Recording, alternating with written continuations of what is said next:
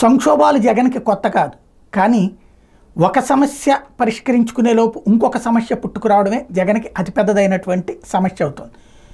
ఒకప్పుడు తండ్రి ఉన్నంత వరకు హీరోనే, ఆ తండ్రి చనిపోయిన తర్వాత ఒక్కసారి తనని జీరో చేసే ప్రయత్నం చేస్తే తిరగబడ్డటువంటి నాయకుడిగా ప్రజల ముందుకు వచ్చాడు.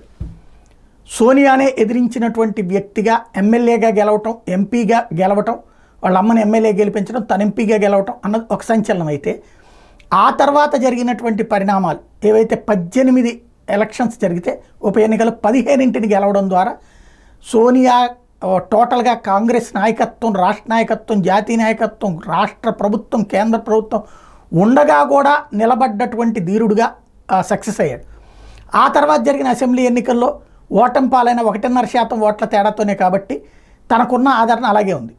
ముఖ్యమంత్రిగా భారీ మెజార్టీతో గెలవడం ద్వారా ఆంధ్రప్రదేశ్లో రికార్డు తిరగరాశాడు. అయితే ఆ తర్వాత జరిగినటువంటిది అదే స్థాయి వైఫల్యం, 40% ఓట్లు పడిపోవడం 51% నుంచి, అలాగే 151 స్థానాల నుంచి మధ్యలో 5 ఎగిరిపోయి 11కి పరిమితం కావడం.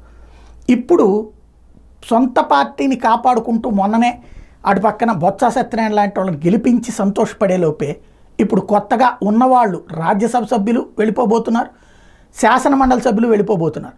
తద్వారా అతిపెద్దదైనటువంటి షాక్ జగన్మోహన్ రెడ్డి. అది కూడా రాజశేఖర రెడ్డి చనిపోయినప్పటి నుంచి జగన్తో సన్నిహితంగా మెలిగి పదవులు అనుభవించినటువంటి మోపిదేవి పేరు తెర మీదకి రావడం అన్నది ఒక ఎత్తు.